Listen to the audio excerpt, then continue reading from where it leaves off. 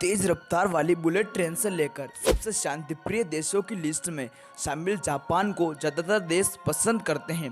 नई टेक्नोलॉजी और अपनी जीवन शैली के लिए मशहूर जापान में कुछ ऐसी चीज़ें होती हैं जो शायद ही किसी और जगह देखने को मिले।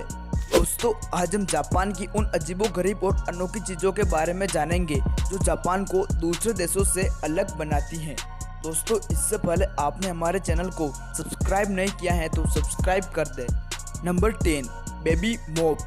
दोस्तों, अगर जापान में आपके बच्चे को अगर फर्श पर लेटना और रेंगना बहुत पसंद है तो ये पोछा उसके लिए बेस्ट है।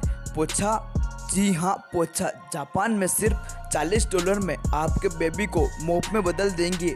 दरअसल यह बेबी मोप है जिससे बच्चे को पहना दिया जाता है। वह जैसे जैसे रेंगता है फर्श एकदम चमक जाता है और जर्म्स का सफाई भी कर देता है। सुनने में तो यह बहुत ही अजीब लग रहा है कि अपने बच्चे को ही पोछे में बदल दिया जाता है, लेकिन यह वाकई जापान में होता है। नंबर 9, टेढ़े दांतों का फैशन। दोस्तों, जापान के इस फैशन का ट्रेंड को शायद ही किसी देश में देखा गया होगा।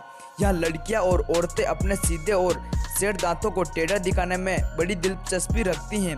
इस अजीबोगरीब फैशन ट्रेंड के लिए एक छोटी सी कॉस्मेटिक सर्जरी करवाकर लड़कियां अपने दांतों में बदलाव ला रही हैं। इस सर्जरी के लिए कैनाइन दांतों पर मिनी फैंग जोड़ दिया जाता है, जिसकी वजह से दांत वैम्पायर की तरह दिखने लगते हैं। इस ट्रीटमेंट को याइबा के नाम से भी जाना जाता है, इसका मतलब होता है double. Number 8, capsule hotels. Japan के पास एक ऐसी चीज़ है जो बाकी के देशों में शायद ही मिले। दरअसल ये जापान के अजीबोगरीब आविष्कारों में से एक माना जाता है। जापान ने साल 1979 में कैप्सूल होटल को अपने देश में लॉन्च किया। इसमें उन्होंने छोटे छोटे कमरे बनाए जिसमें सिर्फ एक आदमी ही सो सकता है। ये बहुत ही आरामदायक होते हैं जिसमें लोग सुरक्षित रूप से सो सकते हैं। यहाँ बड़े व्यापारियों से लेकर शराबी लोग भी आकर रात बिताते हैं। नंबर 7, जापान का जंगल। दोस्तों, जापान में एक जंगल है। अब आप कहेंगे कि जंगल कहाँ नहीं होता है। अरे जंगल होता तो हर जगह है, लेकिन जापान के इस डरावने जंगल जैसा कोई नहीं होगा। आमतौर पर जंगल में लोग घूमने, जंगली जीवन देखने और बस सैर करने जैसी चीज़ों के लिए ही जाते हैं, लेकिन जापान के इस जंगल में लोग आत्महत्या करने के लिए जाते हैं। आपने बिल्कुल सही सुना, वहाँ का ओकांगाहा जंगल सुसाइड फॉरेस्ट के नाम से मशहूर है। कहा जाता है कि हर साल यहाँ करीब 100 लोग आत्महत्या करते हैं। अब तो आप कहेंगे कि जापान के जंगल जैसा शायद ही कोई जंगल हो। नंबर 6, ऑफिस में सोना यानी मेहनती काम। ऑफिस में सोना यानी काम चोरी। अब आप कहेंगे कि ये तो बिल्कुल आम धारणा है, इसमें नया क्या है भला। तो देवियों और सज्जनों, जापान में ऐसा करने वाले लोगों को मेहनती समझा जाता है। वहाँ का बिजनेस कल्चर उन्हें काम के दौरान सोने की आज्ञा देता है। उन्होंने इसे इम्यूनरी का नाम भी दिया हुआ है। जहाँ बाकी देशों में काम के दौरान झपकी लेना उनकी नौकरी तक भी छीन सकता है, वही जापान में नौकरी करते समय आप आधे घंटे आराम से सो सकते हैं, क्योंकि वहाँ जो भी ऐसा करता है उसे मेहनती समझा जाता है। इसलिए लोग कई बार सोने का नाटक भी करते हैं और वजह आपको मालूम है।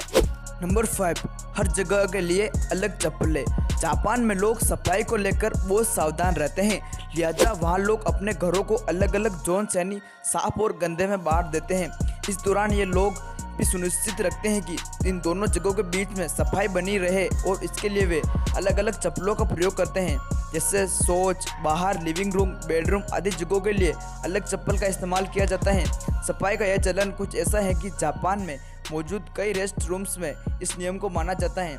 तो ये है जापान से जुड़ा कुछ अनोखा फैक्ट। Number 4, vending machine.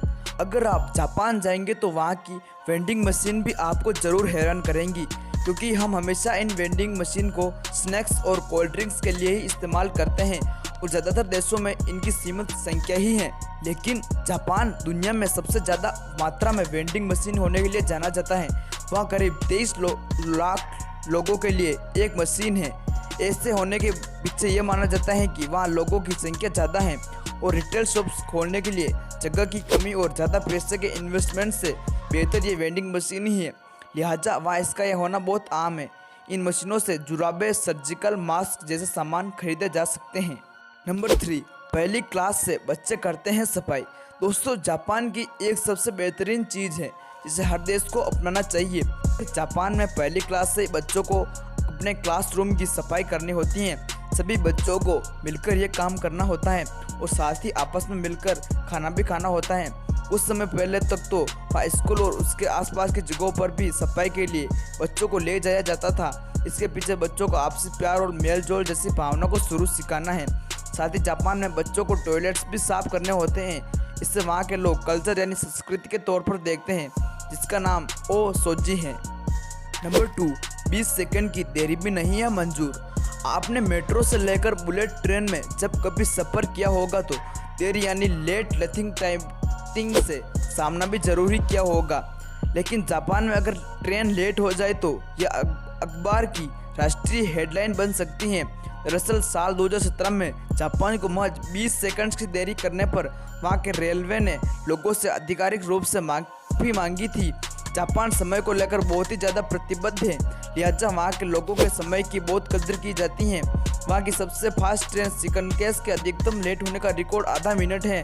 इससे आप अंदाज़ा लगा ही सकते हैं कि जापान इस मामले में कितना परफेक्शन रखता है। नंबर 1, गली नंबर।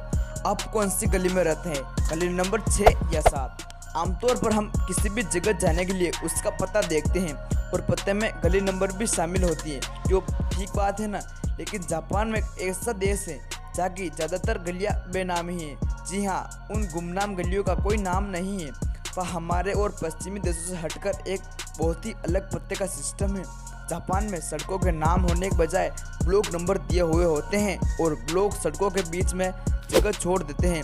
आसान भाषा में जापान में एड्रेस में पहले शहर, फिर जिला और फिर दिया हुआ ब्लॉक नंबर होता है, जिसके जरिए लोग अपने गंतव्य तक पहुंचते हैं। दोस्तों, आज आपको ये वीडियो कैसा लगा हमें कमेंट में ज़रूर बताएं। वह हमारे चैनल को सब्सक्राइब करके बेल आइकन को ज़रूर प्रेस करें, जिससे आने वाली वीडियो की नोटिफिकेशन आपसे मिस ना हो। दोस्तों, मिलते हैं अगले वीडियो में, तब तक के लिए बाय बाय।